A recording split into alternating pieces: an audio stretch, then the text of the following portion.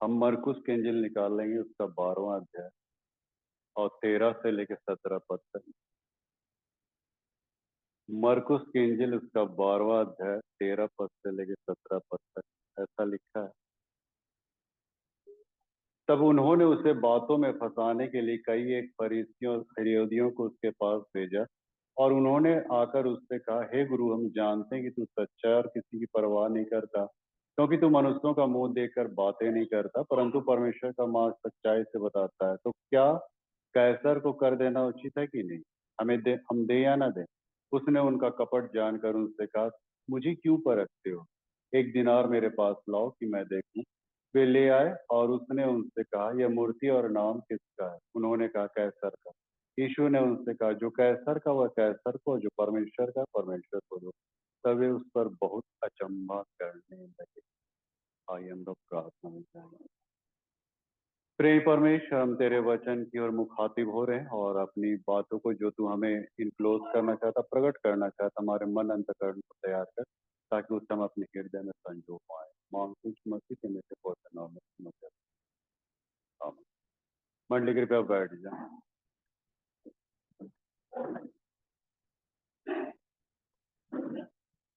तो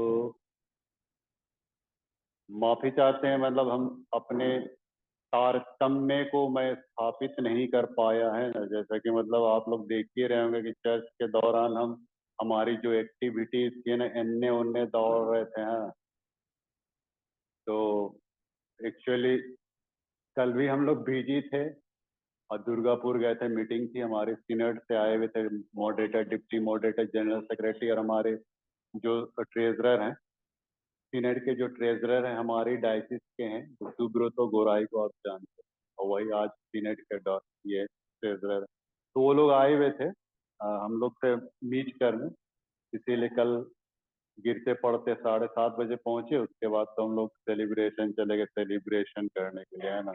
और आज इसीलिए बहुत लोग चले गए कलकत्ता, बताइए, है ना। अब क्या बोले, अच्छा छोड़िए तब। हाँ, वैसे रख दिया गया लड़का पार्टी तरफ से, इसीलिए वैसा हो गया ना। तो खैर एनीवे, हम लोग देखने जा रहे हैं आज के टॉपिक पे, मनन करेंगे, हम लोग गौर करेंगे। और जैसा कि जंत्री पाठ के अनुसार है कि परम निष्ठा जो हमें परमेश्वर को देनी है, आज इस संदर्भ में हम लोग बात करेंगे। परम निष्ठा जो हमें परमेश्वर को देनी है। निष्ठा का मतलब क्या होता है? निष्ठा मतलब आदर मान देना, है ना। महिमा देना, उसको आदर देना, उसकी भक्ति करना, उसकी प्रशंसा करना, उसको। तो ये भक्ति आराधना जो हम लोग करते हैं, यहाँ जो कर रहे हैं वो निष्ठा नहीं। बाबू को थोड़ा सा शांत करो।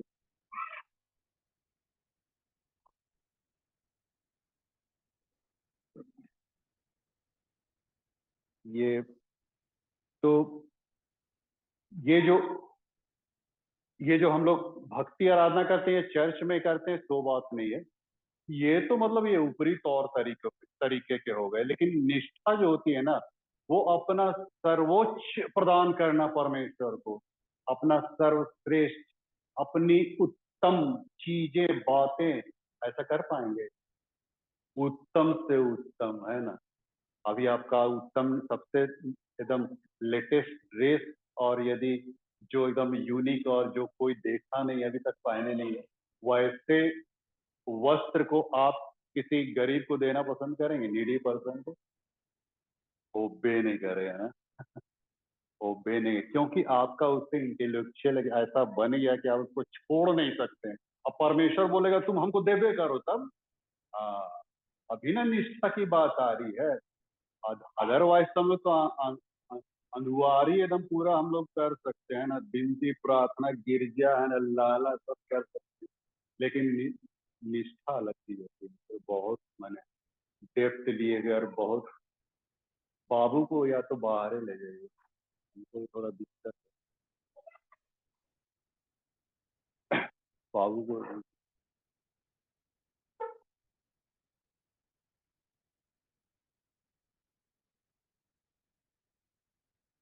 तो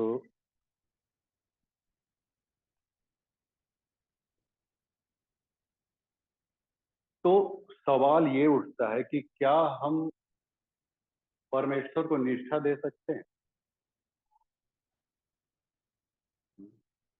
इसका उत्तर है नहीं। और ये मैं नहीं कह रहा हूं, ये बाइबल कह रही है। रोमियो 8:8 में लिखा है हम परमेश्वर को निष्ठा नहीं देते। एक कंडीशन में नहीं देते, तो वहां लिखा है जब तक इंसान शारीरिक दशा में रहता है वो परमेश्वर को निष्ठा या प्रसन्न नहीं करता।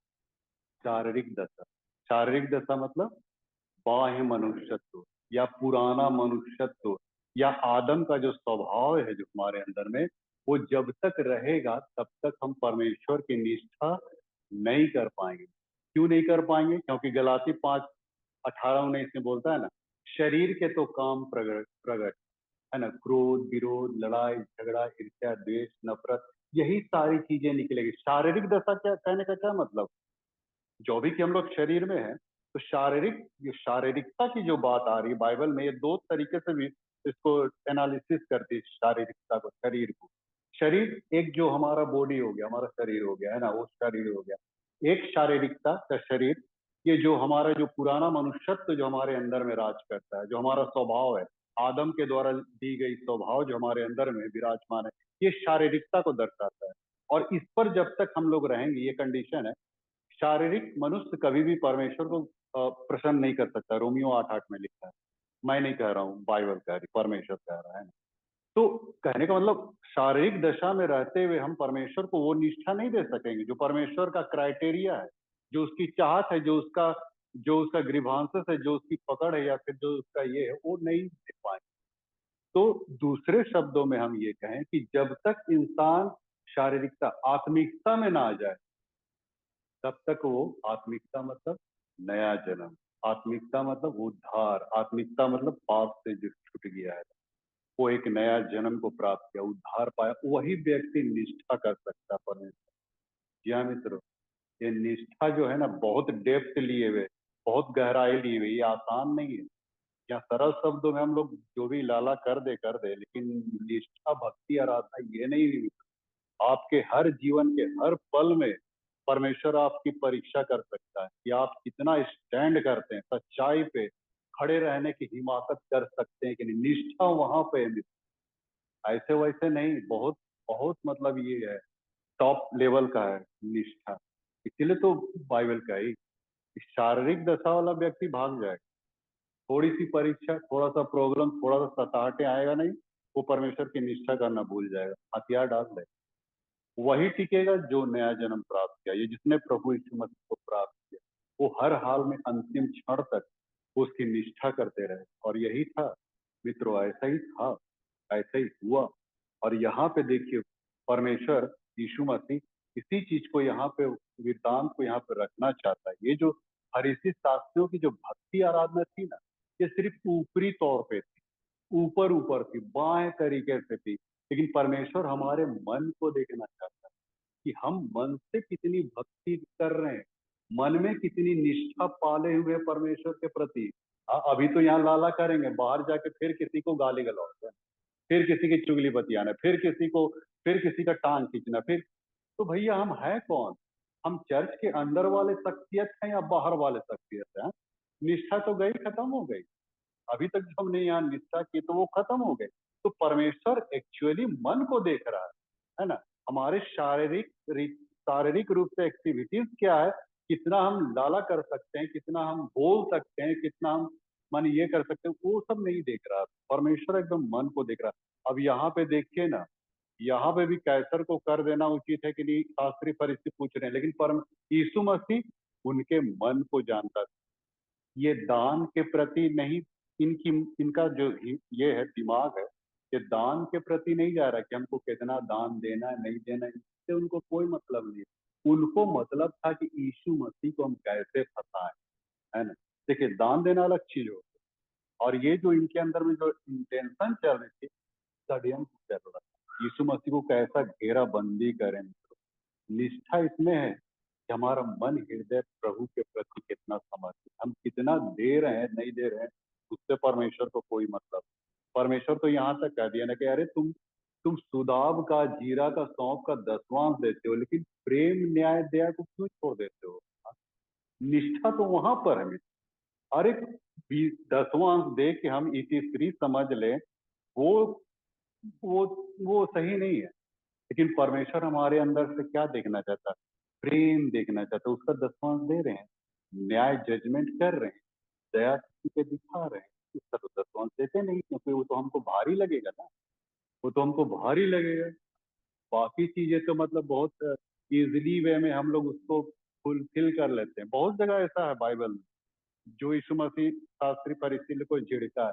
एक जगह तो क्या बोलता है शास्त्री फरीसी, जो माता पिता को कुर्बान होना था हम उसको कुर्बान कर दिया, अब क्या है भैया, अब हम तो बरी हो गए। हाँ, जो बलिदान चढ़ाना था माता पिता के हम चढ़ा दिए, बस खत्म हो गया।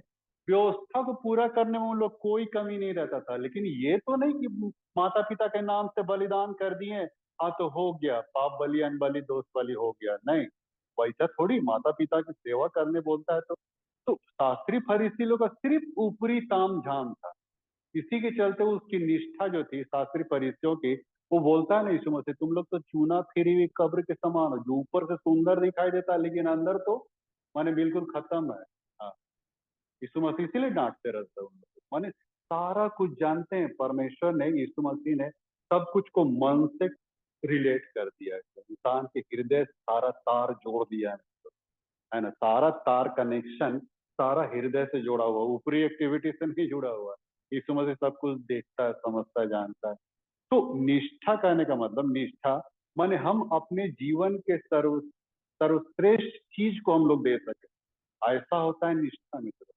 हाँ, एक घटना मैं बताना चाहता हूँ, बाइबल की घटना,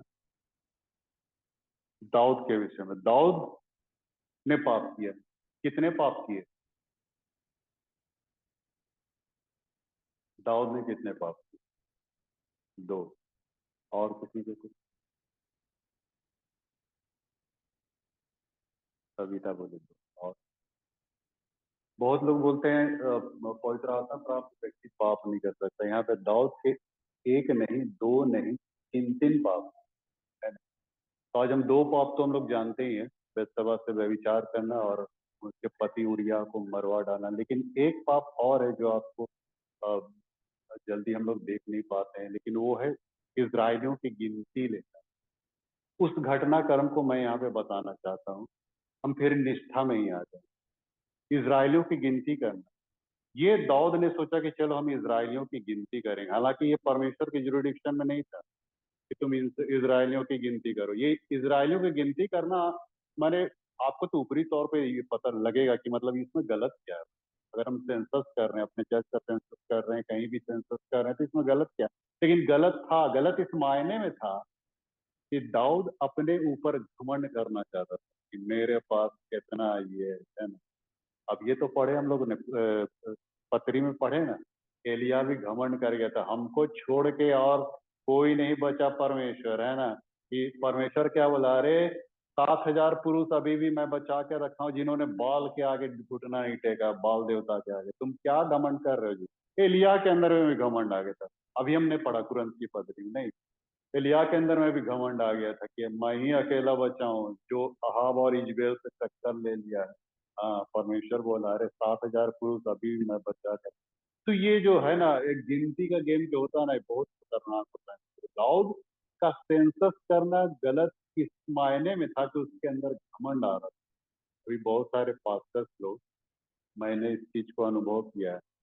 बहुत सारे ऐसे जगहों में गया है, पारा चर्चेस में मैं गया है, तो पास्टर एक दूसरे पास्टर से जरूर पूछता है, पहली बात, आपके चर्च में कितने विश्वासी? ये सवाल जरूर उठाता है। काहे ऐसा पूछता है?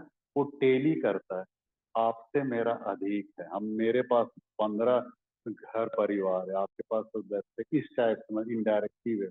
मेरे पास इतना है। लेकिन गिनती का गेम प्रभु को पसंद नहीं। आजकल गिनती का गेम हो रहा है। परमेश्वर क्वांटिटी नहीं, क्वालिटी देखना चाहता है। कितने मात्रा में, कितनी संख्या में है ना, उससे प्रभु को कोई मतलब। प्रभु को मतलब है कि आपके अंदर का क्वालिटी क्या है ना, कितना आपका हृदय प्रभु के प्रति समर्पित है। उसको क्वांटिटी से कोनो मतलब नहीं है ना। वो तो बोलता है ना, बुलाए हुए बहुत हैं लेकिन चुने बहुत थोड़े, बहुत कम परवेश, इतना मतलब सकेती का जीवन है मित्र। तो खैर मैं निष्ठा की बात कर रहा था, तो ये दाऊद जो गिनती किया और उसके चलते परमेश्वर ने उसको उसको ये दिया, ताड़ना दिया। अब बोला 3 ताड़ना मैं तुम्हारे ऊपर डालता हूँ, अब तुम चुन लो। एक, 7 साल तक पूरे राज, आजू बाजू जितने भी राज के माने राजा लोग हैं तुम पे चढ़ाई करेंगे इस्राएल में। पहली बात। दूसरी बात, ये 3 महीने तक मैं तलवार चलाऊंगा, ये कुछ ऐसा मैं बुला रहा हूँ। और तीसरी बात है कि तीन, सॉरी उसको हम देख के, दूसरा सामुएल 24 अध्याय में 3, उसके ऊपर में